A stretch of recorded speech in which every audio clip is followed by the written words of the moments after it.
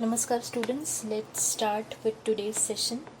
Today's session is all about the last question of the cash flow statement. आपको जो last question दिया है वो आपकी बुक में पेज नंबर 90 पे दिया है. This is again an unsolved question जिसे आज हम सॉल्व करने वाले हैं.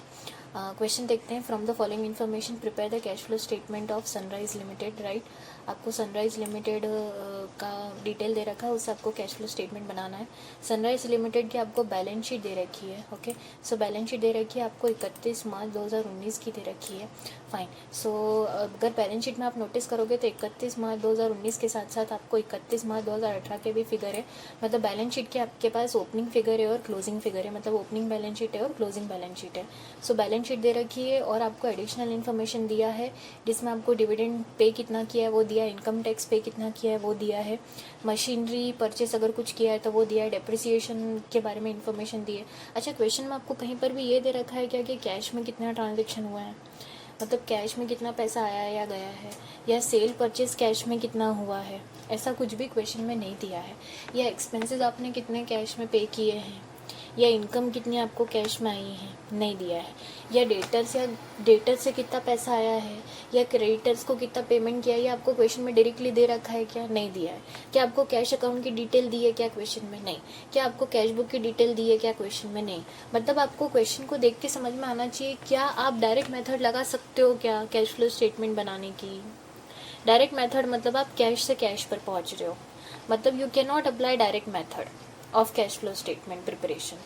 अगर आप डायरेक्ट मेथड नहीं अप्लाई कर सकते, इसका मतलब आपको क्या अप्लाई करना पड़ेगा, indirect method of cash flow statement apply करना पड़ेगा. और indirect method of cash flow statement हम जो कैश फ्लो स्टेटमेंट बनाते हैं वो उसमें हम क्वेश्चन को स्टार्ट करते हैं profit as per P&L account से. मतलब हम यहाँ पर प्रॉफिट से कहाँ पर पहुँचते हैं, कैश पर. डायरेक्ट मेथड में हम लोग क्या करते हैं, कैश से कैश पर पहुँचते हैं. राइट. सो अब हमें profit as per P&L account चाहिए. अभी देखिए सॉल्यूशन इसका कैसे करेंगे. मैंने एक फॉर्मेट बनाया हुआ है कैश फ्लो स्टेटमेंट का एक्सेल शीट पर. Particulars, internal column of amount, external column of amount. ठीक है, फाइन. चलिए अपन क्वेश्चन देखते हैं, स्टार्ट करेंगे क्वेश्चन को हमें मालूम है कि इनडायरेक्ट मेथड से अगर हमें सॉल्व करना है तो profit as per P&L account से स्टार्ट करते हैं. क्या profit as per P&L account दे रखा है, हाँ दे रखा है. ये रहा profit as per P&L account. P&L account का आपको बैलेंस दे रखा है बैलेंस शीट में, क्योंकि हमें मालूम है कि जो P&L अकाउंट का बैलेंस है वो बैलेंस शीट में कैरी फॉरवर्ड होता है. राइट. अगर आप नोटिस करो यहाँ पर तो ये जो P&L अकाउंट का बैलेंस दे रखा है आपको, ये पिछले साल कितना दे रखा था, 30,500 दे रखा था. और इस साल कितना दे रखा है, इस साल हो गया है वो 30,600. मतलब प्रॉफिट आपका बढ़ा है, लेकिन कितने से बढ़ा है, ये आपका बढ़ा है ओनली 100 रुपये से. प्रॉफिट कितने से बढ़ा है आपका, ओनली 100 रुपये से बढ़ा है. इंक्रीज हुआ है लेकिन ओनली 100 रुपीज़ से इंक्रीज हुआ है. राइट. अब एक चीज़ और, P&L में तो वो सारी चीज़ें आती है. P&L के प्रॉफिट में जब भी बैलेंस बचता है उससे पहले हम रिजर्व्स में भी तो डालते हैं. तो ये देखो, ये जो जनरल रिजर्व वाला आइटम है ना, ये वही है. ये जनरल रिजर्व में भी बैलेंस कहाँ से आया होगा, अगर तुम्हारे पास सरप्लस बचा होगा प्रॉफिट तभी तो तुमने रिजर्व्स में डाला होगा पेमेंट. राइट. तो जनरल रिजर्व का बैलेंस कितना हो गया है, 50,000 से 60,000 हो गया है. और P&L का बैलेंस कितना हो गया है, 30,500 से 30,600 हो गया है. मतलब P&L में कितना बढ़ा, 100 रुपीज़. और रिजर्व्स में कितना बढ़ा, 10,000. मतलब तुम्हारा एक्चुअली प्रॉफिट और जो सरप्लस इन द सेंस जो आ रहा है वो कितना आ रहा है तुम्हारा साल का, 10,100 रुपये आ रहा है. राइट. तो प्रॉफिट एज पर P&L तुम्हारा कितना हुआ, 10,100. सो तुम क्वेश्चन जो स्टार्ट करोगे वो कैसे स्टार्ट करोगे, profit as per P&L account 10,100 से. Right. So I just write in the format of cash flow statement. Question start होगा profit as per P&L account से, और वो कितना आ रहा है आपका, वो आपका आ रहा है 10,100. ठीक. नेक्स्ट, अब एक चीज़ सबसे पहले ध्यान रखिए, हेडिंग डाल दीजिए तीनों एक्टिविटी की. Cash flow from operating activity. ठीक. कुछ स्पेस छोड़ देंगे हम, फिर हम हेडिंग डालेंगे cash flow from investing activity. ठीक, फिर कुछ स्पेस छोड़ के हम हेडिंग डालेंगे cash flow from financing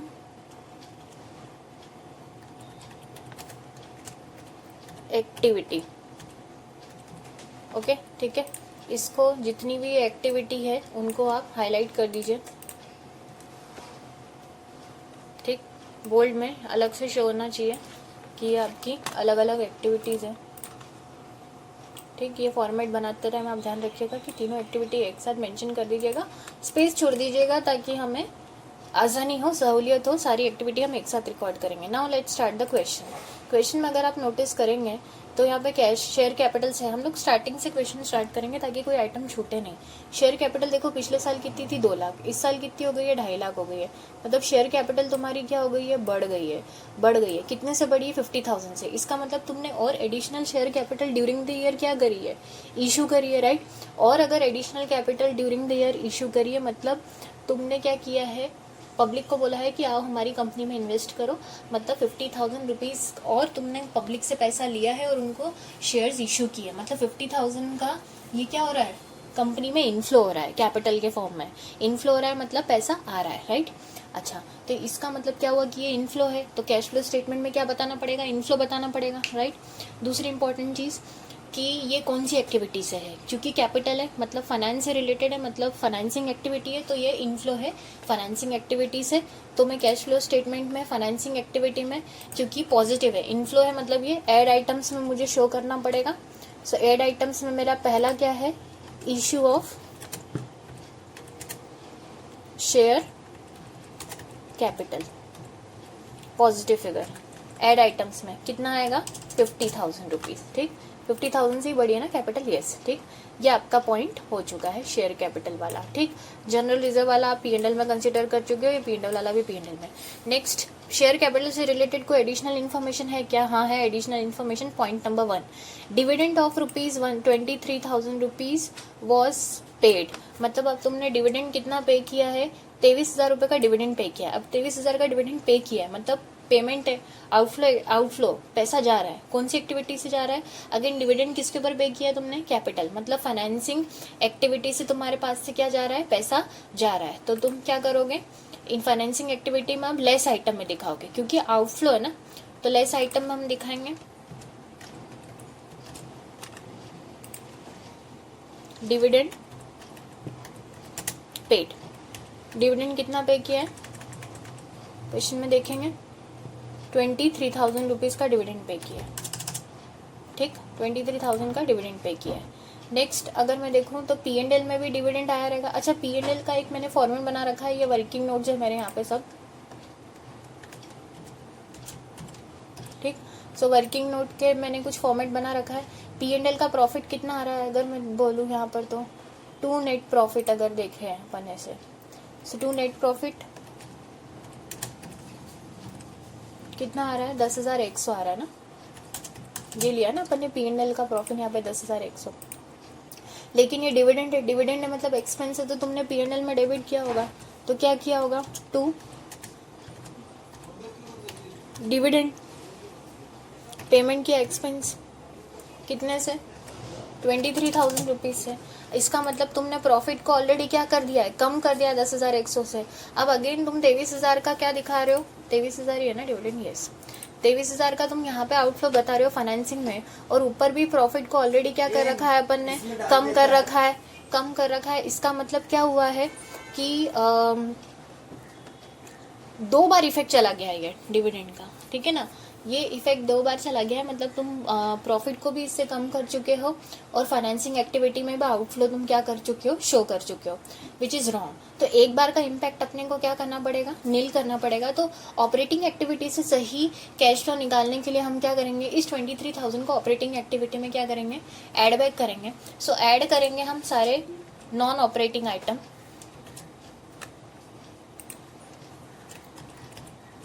dividend paid ad करेंगे 23,000 रुपीज़, ठीक, डन, ये वाला पॉइंट हो गया।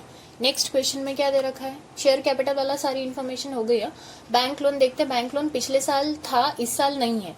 देखो बैंक लोन तुम्हारा पिछले साल था, इस साल नहीं है, मतलब तुमने बैंक लोन पूरा कम खत्म कर दिया है। बैंक लोन खत्म कर दिया है, कैसे खत्म हुआ होगा, तुमने लोन का पूरा पेमेंट कर दिया होगा। अब लोन है मतलब तुमने फंड्स रेज कर रखे थे बैंक से लोन के फॉर्म में, जो तुमने पेमेंट कर दिए।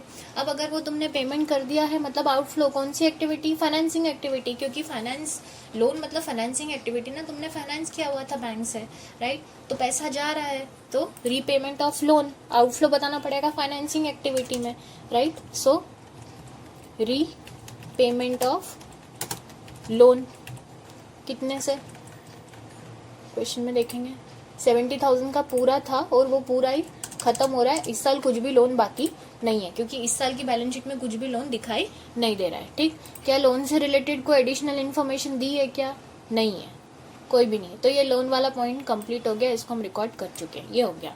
नेक्स्ट देखेंगे सन्ड्री क्रेडिटर्स। अभी सन्ड्री क्रेडिटर्स काय का आइटम है, करंट लाइबिलिटी है। करंट लाइबिलिटी मतलब वर्किंग कैपिटल चेंजेस, तो इसका इम्पैक्ट कहाँ पर आएगा, ऑपरेटिंग एक्टिविटी में वर्किंग कैपिटल चेंजेस में आएगा, राइट। तो मैं ऑपरेटिंग एक्टिविटी में एक हेडिंग दूंगी यहाँ पर, चेंजेस इन वर्किंग कैपिटल, ठीक। इसे भी हम हाईलाइट कर देंगे, ठीक है। इसको थोड़ा इटैलिक्स में कर देंगे क्योंकि ऑपरेटिंग के अंडर में ही आ रहा है ये, ठीक। आगे वर्किंग कैपिटल चेंजेस में क्रेडिटर्स को अगर हम रिकॉर्ड करेंगे तो पिछले साल क्रेडिटर कितने थे, 1.5 लाख थे। इस साल क्रेडिटर कितने हो गए, 1,35,200, मतलब क्रेडिटर तुम्हारे क्या हो गए, कम हो गए हैं। इसका मतलब क्रेडिटर्स को तुमने पेमेंट कर दिया है, तभी तो तुम्हारे क्रेडिटर क्या हो गए, कम हो गए। देखते हैं कितने से कम हुए, 1.5 लाख से कितने हो गए, 1,35,200।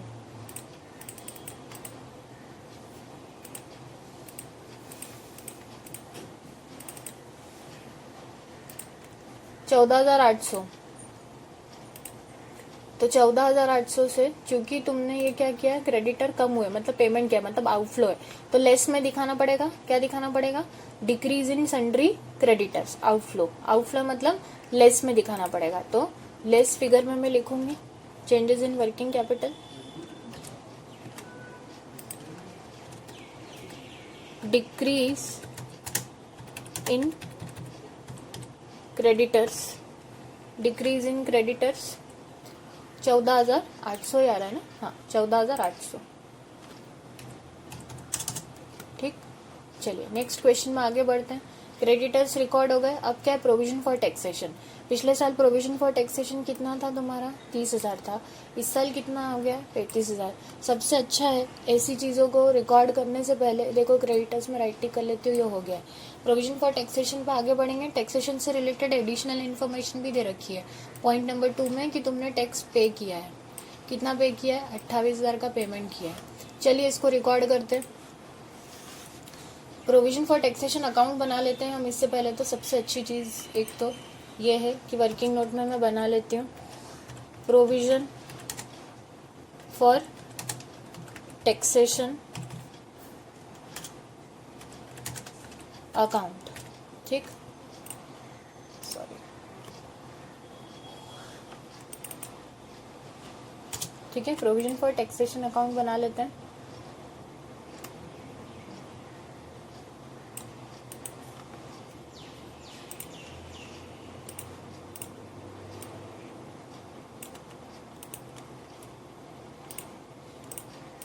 अब अगर मैं इसका ओपनिंग बैलेंस देखूँ तो opening balance provision for taxation का कितना आ रहा है, ओपनिंग बैलेंस आ रहा है 30,000 और क्लोजिंग बैलेंस कितना आ रहा है 35,000।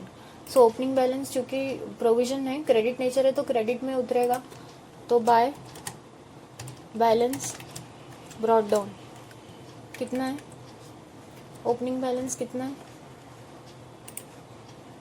30,000 का। क्लोजिंग बैलेंस भी दे रखा है तो क्लोजिंग बैलेंस भी लिख लूँगी,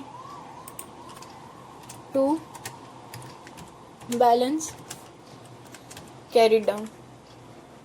कितना है क्लोजिंग बैलेंस वो देख लेते हैं, 35,000। ये रहा क्लोजिंग बैलेंस, देखिए 35,000, वो भी लिख लेती हूँ।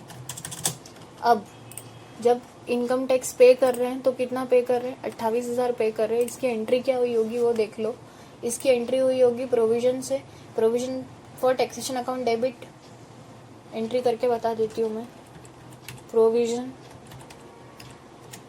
For taxation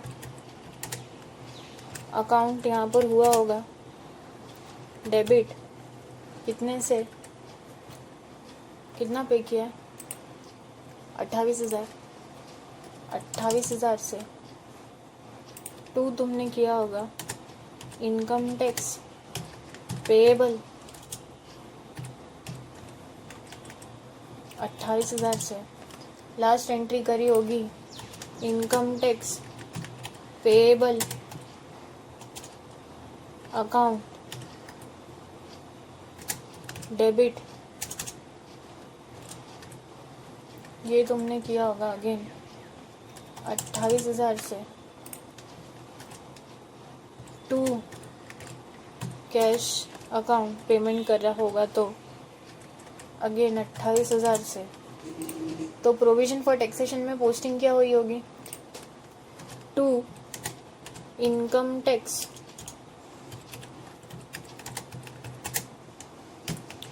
payable 28,000, right, okay. अब कैश में पेमेंट किया है, प्रोविजन फॉर टैक्सेशन में टू इनकम टैक्स पेएबल हुआ होगा। अभी और कोई इन्फॉर्मेशन नहीं है इनकम टैक्स से रिलेटेड, राइट। नेक्स्ट इंपॉर्टेंट चीज़, अब ये कैश में पेमेंट हुआ है, मतलब कैश का आउटफ्लो हुआ है, तो ये ऑपरेटिंग एक्टिविटी में तुमको आउटफ्लो दिखाना पड़ेगा, ठीक। सो ऑपरेटिंग एक्टिविटी में सबसे लास्ट में हमें दिखाना होता है लेस, आपको करना है इनकम टैक्स पेड, और वो आपने पेमेंट कितना किया है, आपने वो पेमेंट किया है 28,000 रुपये का, राइट। दूसरी इंपॉर्टेंट चीज़, अगर तुम ये प्रोविजन फॉर टैक्सेशन अकाउंट को नोटिस करो तो यहाँ पर ये बैलेंस मतलब बैलेंसिंग नहीं हुआ है, पर तुमको क्लोजिंग बैलेंस दे रखा है ना, ठीक, राइट ना। सो क्लोजिंग बैलेंस अब अपने को दे रखा है, तो अभी इसको हम बैलेंस करते हैं।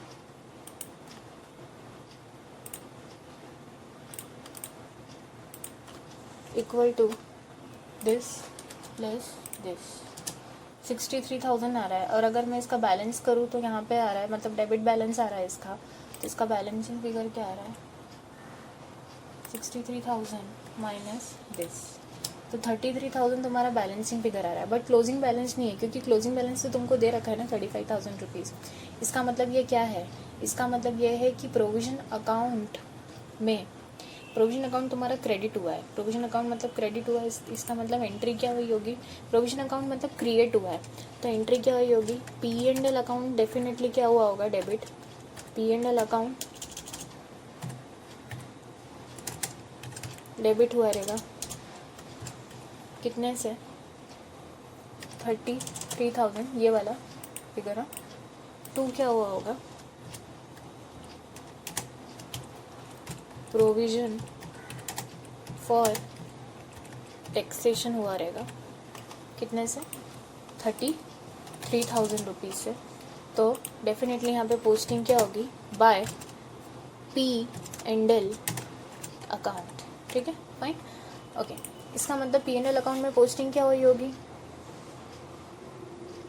टू प्रोविजन फॉर टैक्सेशन, तो देखिए यहाँ पर P&L अकाउंट में मुझे लिखना पड़ेगा to provision for taxation, right, कितने से, 33,000 से। अब देखिए ये जो 10,100 प्रॉफिट आया है, इसका मतलब ये ऑलरेडी इस प्रोविज़न से कम होने के बाद आया है, राइट।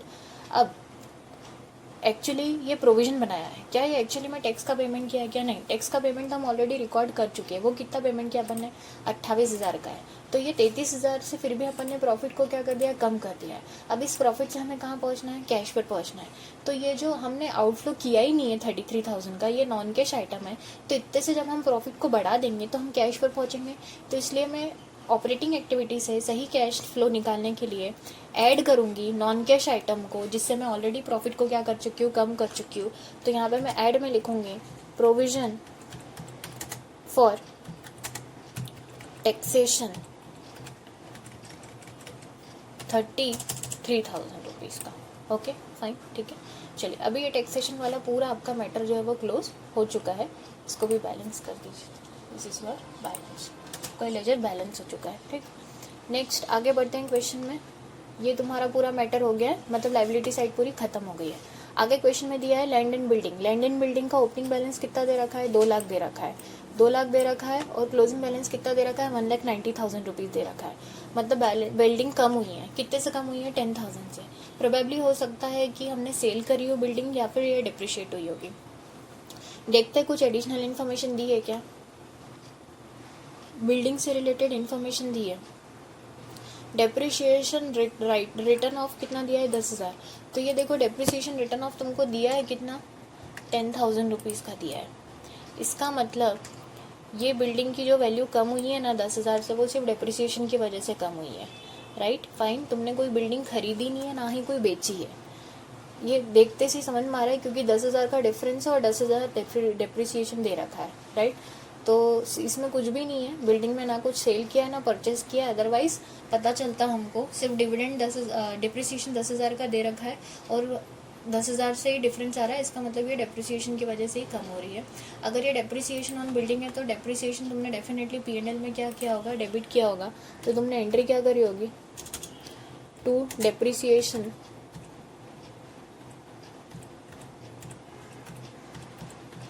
ऑन बिल्डिंग, कितना, 10,000 से किया होगा। मतलब तुम प्रॉफिट को ऑलरेडी क्या कर चुके हो, कम कर चुके हो। कितने से कम कर चुके हैं, 10,000 से।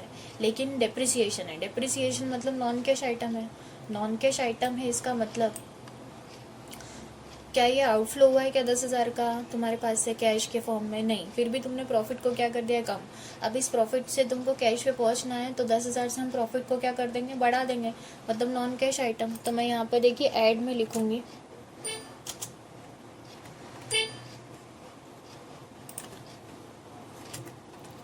Depreciation on building. ठीक है, कितने से, डेप्रिसिएशन ऑन बिल्डिंग 10,000 रुपीज से। ठीक, ओके फाइन। चलिए नेक्स्ट आगे बढ़ते हैं। क्या आइटम दे रखा है क्वेश्चन में, प्लांट एंड मशीनरी पिछले साल 1,50,000 की थी, इस साल कितनी हो गई है, बस 1,69,000। मतलब प्लांट एंड मशीनरी की वैल्यू बढ़ गई है। बढ़ गई है मतलब डेफिनेटली तुमने प्लांट एंड मशीनरी खरीदा है। प्लांट एंड मशीनरी से रिलेटेड कोई एडिशनल इन्फॉर्मेशन है क्या, है कि machine was purchase during their 33,000 rupees, और मशीन के ऊपर जो डेप्रिसिएशन है वो 14,000 का है। चलिए इसके लिए सबसे अच्छा है कि हम लोग अकाउंट बना लेते हैं। देखिए मैंने प्लांट एंड मशीनरी का एक फॉर्मेट बना रखा है। तो अगर मैं ओपनिंग बैलेंस उतारती हूँ, टू ओपनिंग बैलेंस, या मैं बोलूँ बैलेंस ब्रॉड डाउन अगर मैं करूँ, ओपनिंग बैलेंस कितना दे रखा है प्लांट एंड मशीनरी का, देखो 1.5 लाख दे रखा है। ठीक, क्लोजिंग बैलेंस भी दे रखा है बाय बैलेंस कैरी डाउन, कितना दे रखा है, 1,69,000, 1,69,000। ठीक है, मशीन से रिलेटेड और क्या इन्फॉर्मेशन दी रखी है कि मशीन के ऊपर डेप्रिसिएशन है, कितना है, 14,000 का डेप्रिसिएशन है। तो जब डेप्रिसिएशन हुआ होगा तो एंट्री क्या हुई होगी, depreciation account debit to plant and machinery. तो पोस्टिंग क्या होगी, बाय डेप्रिसिएशन। राइट, तो यहाँ पे मैं पोस्टिंग कर देती हूँ बाय डेप्रिसिएशन, कितने से, 14,000 से। अब चूंकि ये डेप्रिसिएशन है मतलब लास्ट में ये P&L में ट्रांसफ़र हुआ होगा, तो P&L में आया होगा यहाँ पे to depreciation on plant and machine 14,000 का। ठीक, अगेन ये डेप्रिसिएशन एक नॉन कैश आइटम है, फिर भी अपने प्रॉफिट को इतने से क्या कर दिया है, कम। पर क्या 14,000 रुपये आपके पास से गए हैं क्या ये आउटफ्लो है क्या, नहीं। तो प्रॉफिट से कैश पर पहुंचने के लिए हम नॉन कैश आइटम को प्रॉफिट में क्या कर देंगे, बढ़ा देंगे ऑपरेटिंग एक्टिविटी से कैश निकालने के लिए। तो अब हम करेंगे depreciation on plant and machine को ऐड बैक करेंगे 14,000 से, ठीक है, ओके फाइन, ठीक है। चलिए next, plant and machinery account अभी तक क्लोज नहीं हुआ है, और कोई इन्फॉर्मेशन है? हाँ दे रखी है। Machine was purchase for rupees कितना है? 33,000 रुपीज़ का। मशीन जब तुमने खरीदी होगी तो तुमने एंट्री क्या करी होगी? Plant and machinery account debit to cash account किया होगा, राइट। देखो क्या किया होगा, प्लांट एंड मशीनरी अकाउंट को क्या किया होगा? डेबिट कितने से? 33,000 दिया है ना, हाँ। टू क्या किया होगा? कैश।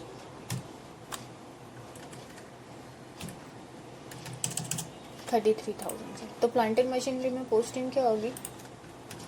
टू कैश 33,000 से, ठीक। अभी देखो, पहली बात तो ये कैश है। कैश मतलब कैश आया मतलब कैश फ्लो स्टेटमेंट में आना चाहिए। मतलब प्लांट एंड मशीनरी तुमने खरीदा है तो कैश गया है, मतलब ये आउटफ्लो। प्लांट एंड मशीनरी मतलब इन्वेस्टिंग एक्टिविटी, तो इन्वेस्टिंग एक्टिविटी में लेस में दिखाओ इसको।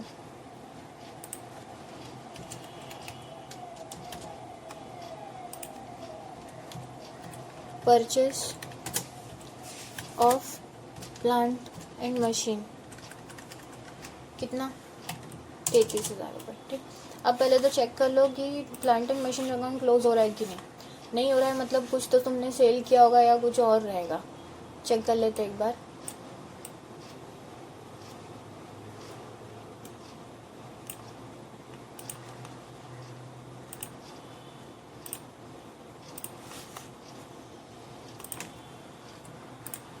दिस प्लस दिस कितना रहा? मतलब 83,000। यहाँ पर मैं चेक करके देख लेती हूँ। दिस प्लस दिस मतलब ये टैली हो रहा है, मतलब यहाँ पे कोई प्रॉब्लम नहीं है। Plant and machine account close हो गया, इसमें कोई दिक्कत नहीं है। डेप्रिसिएशन 14,000 था, वो इसका इफेक्ट दे दिया है। मशीनरी खरीदी थी, उसका इन्वेस्टिंग एक्टिविटी से आउटफ्लो था, तो वो भी लेस का इम्पैक्ट दे दिया, इसमें कोई प्रॉब्लम नहीं है, ठीक। प्लांट एंड मशीनरी हो गया आपका। Next stock. स्टॉक तुम्हारा कम हो गया है। स्टॉक कम हो गया मतलब स्टॉक कम हो गया मतलब करंट एसेट। करंट एसेट मतलब चेंजेस इन वर्किंग कैपिटल। कितने से कम हुआ है? अच्छा, स्टॉक कम होने का मतलब क्या है? स्टॉक कम होने का मतलब है कि तुम्हारा स्टॉक बिक गया है। स्टॉक बिक गया है तो पैसा आया रहेगा। कितना पैसा आया रहेगा देखते हैं। 1,00,000 माइनस 74,000,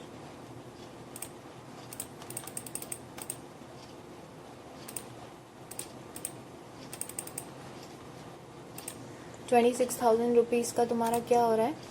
इनफ्लो हो रहा है। चेंजेस इन वर्किंग कैपिटल में दिखाएंगे। इनफ्लो मतलब ऐड आइटम्स में, तो ऐड आइटम्स में मैं दिखाऊंगी।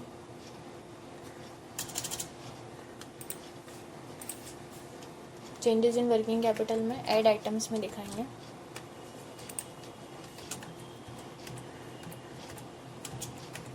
Decrease in stock.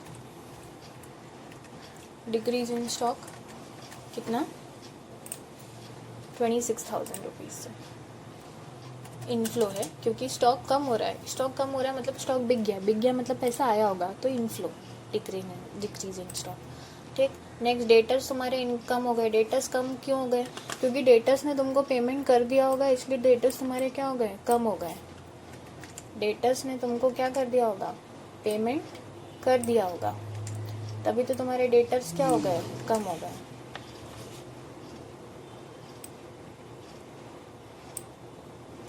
ठीक। तो ये डेटर्स वाला पॉइंट भी तुम्हारा यहाँ तक हो गया है। स्टॉक हो गया है, प्लांट एंड मशीनरी हो गया है, लैंड एंड बिल्डिंग हो गया है। डेटर्स कम कितने से हुए वो देख लेते हैं। 80,000 से कितने हो गए डेटर? 64,200 हो गए। 80,000 माइनस 64,200 मतलब कितना? डेटर्स ने तुमको पेमेंट कर दिया है 15,800। डेटर्स कम हो गए मतलब पैसा आया है 15,800। इनफ्लो। इनफ्लो मतलब ऐड आइटम्स में बताना पड़ेगा। डिक्रीज इन डेटर्स, और डेटर्स है मतलब करंट एसेट। करंट एसेट मतलब changes in working capital. So decrease in debtors हम बताएंगे 15,800 इनफ्लो ऐड आइटम्स में।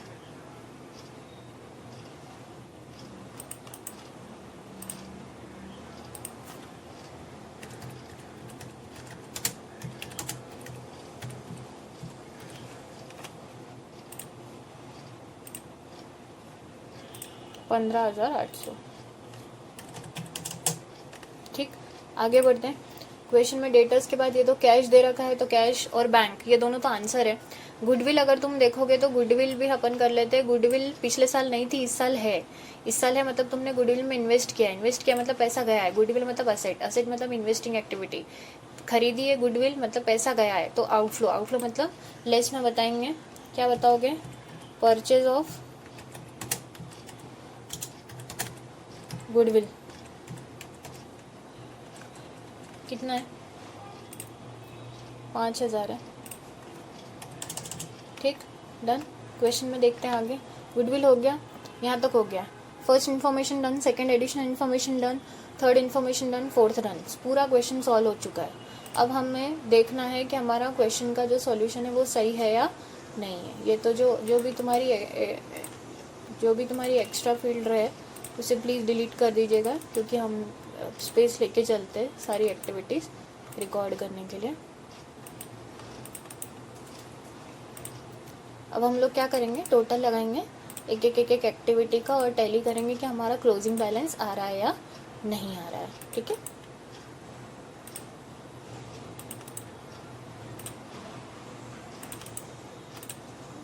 चलिए सबसे पहले हम लोग ऑपरेटिंग एक्टिविटी का लगा लेते हैं क्या?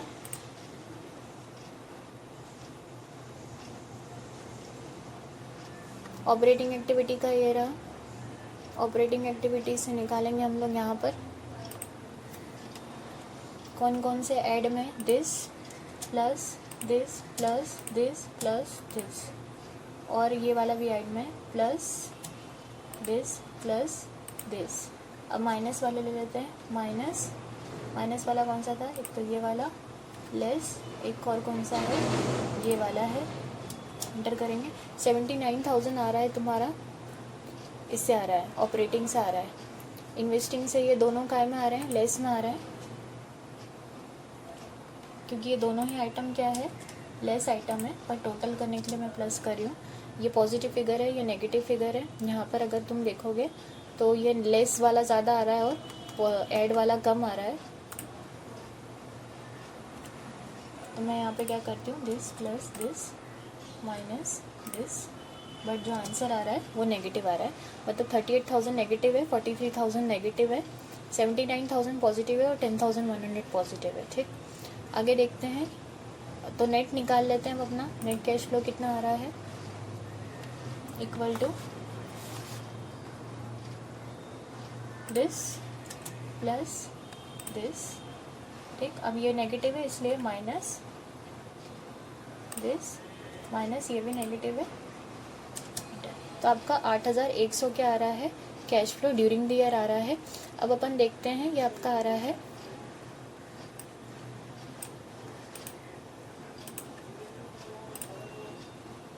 ये आपका cash flow during the year आ रहा है।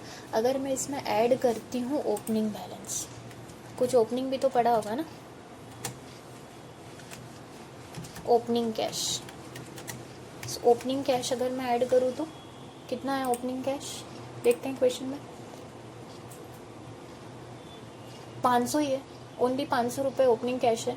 बैंक तो कुछ है नहीं, कैश है सिर्फ 500 का, तो वो मैं ऐड कर देती हूँ 500। तो टोटल तुम्हारा कितना आ रहा है वो देख लेते हैं।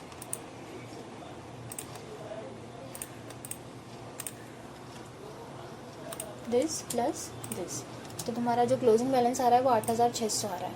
अब देखो ज़रा, क्लोजिंग बैलेंस 8,000 ये आना चाहिए क्लोजिंग बैलेंस। बैलेंस शीट में चेक करो 8,600 कैश बैलेंस आ रहा है क्या? कैश कितना आ रहा है क्लोजिंग? 600। ठीक, और बैंक भी तो है, कैश 600 और बैंक 8,000, तो दोनों का टोटल मिला के कितना हो गया? 8,600 आ गया। वो आना चाहिए। ये देखो क्लोजिंग बैलेंस अपना आ गया यहाँ पे। क्लोजिंग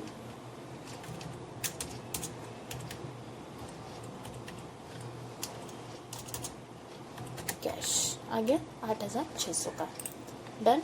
ये तुम्हारा जो 8,100 है वो क्या आ रहा है?